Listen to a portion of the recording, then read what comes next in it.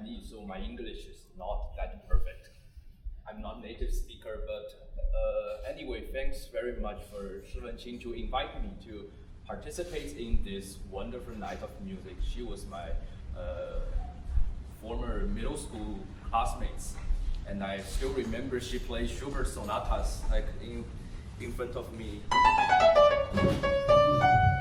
Yes, I still remember that tune because it's such a delightful tune.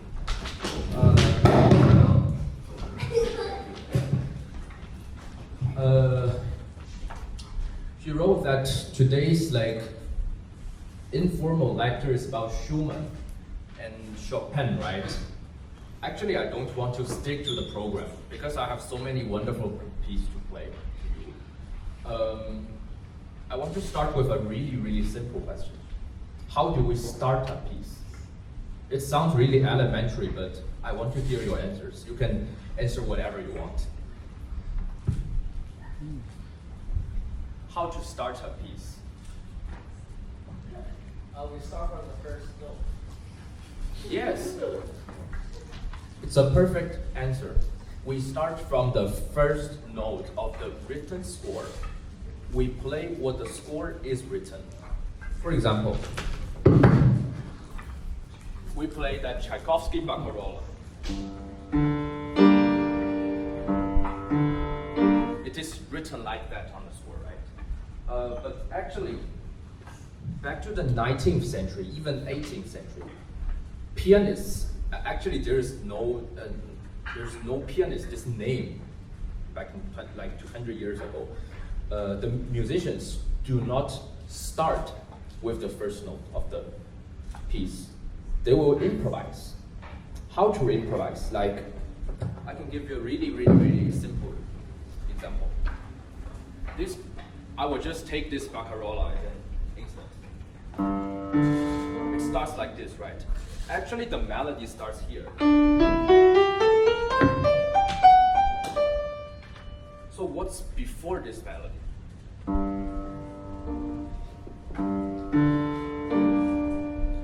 This is accompaniment of the left hand. So if I was a saloon musician who was playing this piece in an informal salon hall like this with some audience, some close friends, normally I won't start with this. Maybe I will start like.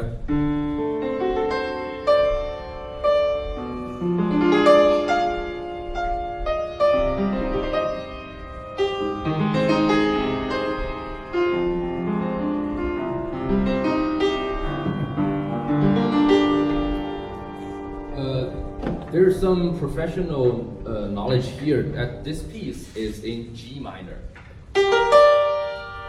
So if it is a totally new piece to the audience, musicians will improvise a really brief prelude in front of this piece. When he started to play this piece, to establish the key G minor, like I just played, I end this really brief improvised prelude on this chord. It is in G minor. So the audience can anticipate that this piece is in G minor. Let me take a Mozart for another example, like the Mozart sonata he played. Where is that performer? That D major sonata. Actually, back to the Mozart's time, he won't start like this right away. He will play like this.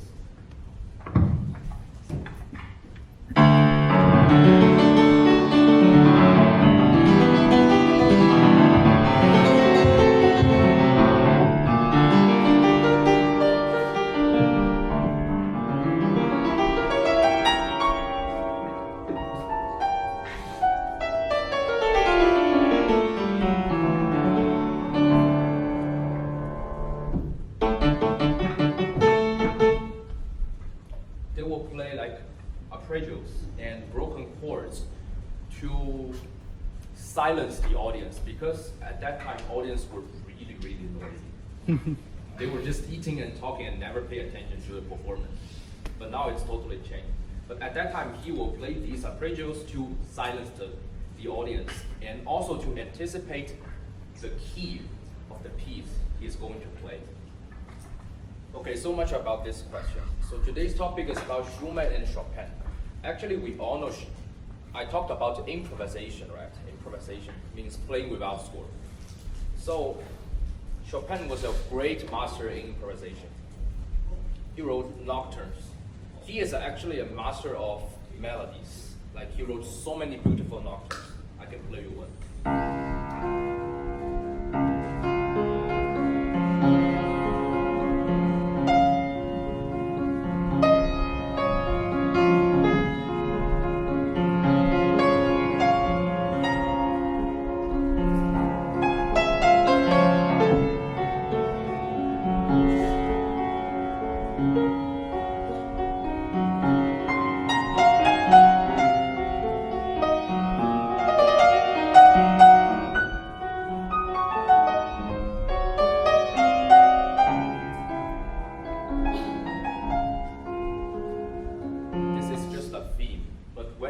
Comes back again.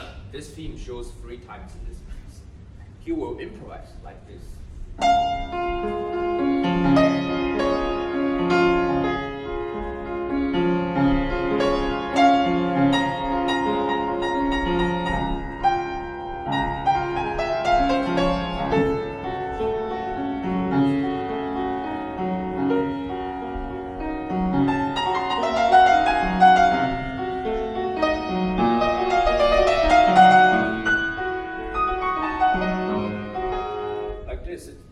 The melody is the same, but some ornaments change the character of this melody. Also, Schumann is a really great master in improvising. So many openings of his piece sounds like it comes from nowhere. It sounds like it comes from in the middle of a phrase, like his fantasy in C major.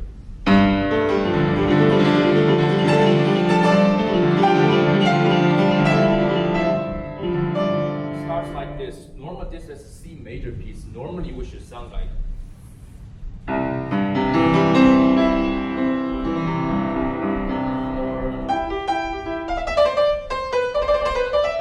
or C major piece sounds like this.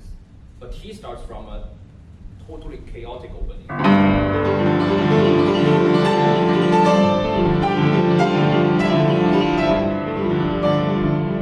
Actually for the whole first movement there's about like 12 minutes.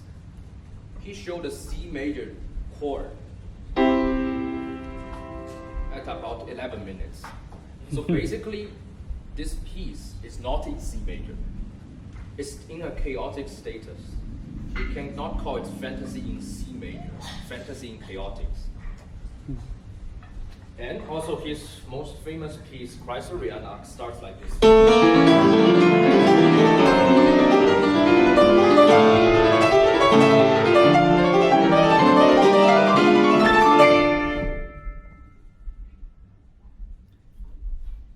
Such a chaotic opening. The audience back to his time will be totally shocked when listening to this. And also this piece consists of 8 little character pieces. The last one sounds like this. And it's end like this.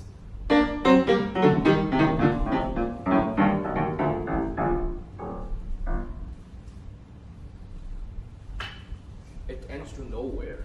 Normally it's just sound like a brilliant ending, but he wrote a pianissimo ending, which is really awkward.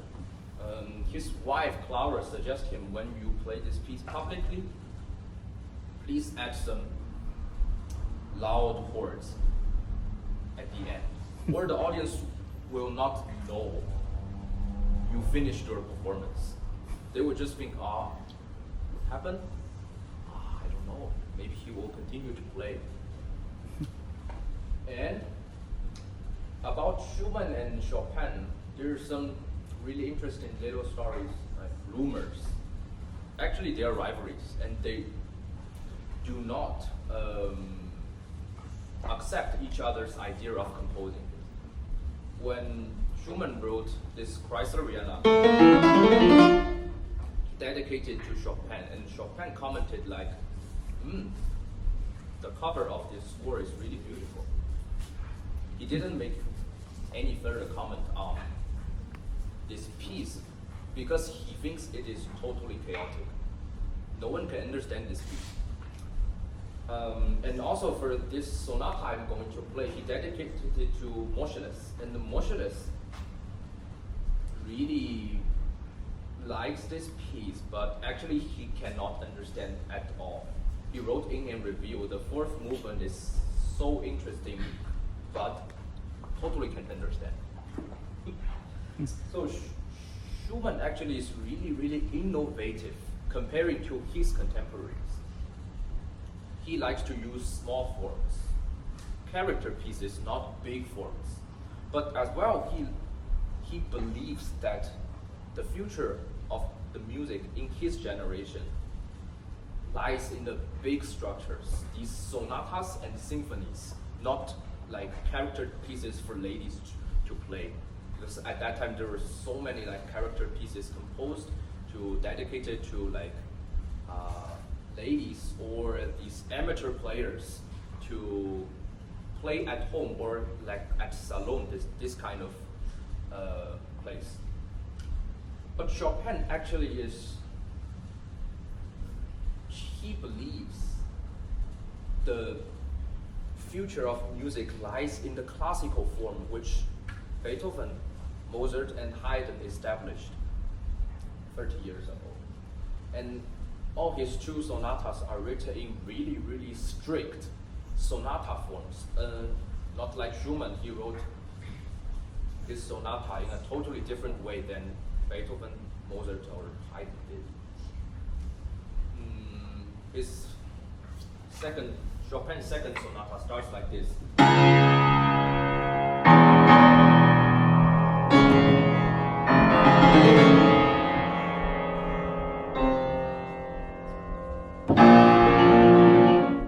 Without this opening, the rest of this piece is really, really classical. Only this opening sounds to me like an improvised prelude because he doesn't know where to go.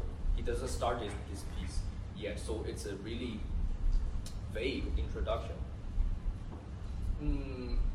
So you see, these two people was born in the same year actually, 1810, at the same year, and Chopin was dead when he was 39. Schumann was dead when he was 46. So you see, genius always dies really young, at a young age. But their musical ideas are totally different, radically different from each other's. And Schumann often commented on Chopin's piece like, too strict, not innovative. And Chopin always commented on Schumann's piece like, totally chaotic. There's no form in his piece at all, and he really likes these small character pieces, this kind of small minimalism structures. So actually they are rivalries for their whole life. And also actually Chopin's music is really unique comparing to his contemporaries because he is a firm believer that we should go back we should get inspiration from classical traditions that Haydn, Mozart, Beethoven built. Okay, so much. So I will finish my talk. It's already too long. I can start to play some selections from Schumann. I will play the introduction part, not the whole sonata. The whole sonata is like 35 minutes. I will play only the introduction part, which sounds much like a lieder. Lieder is just a song. And I will play the second movement, which titles like aria. Aria just means song. Singers sing it aloud. Actually, this is transcribed from a lieder he wrote when he was 15. The melody is like this.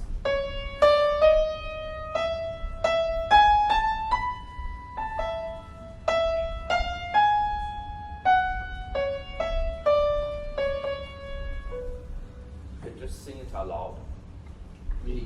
the third selection is from Chrysler Vienna. Number 6, it's a lullaby-like piece in really slow tempo.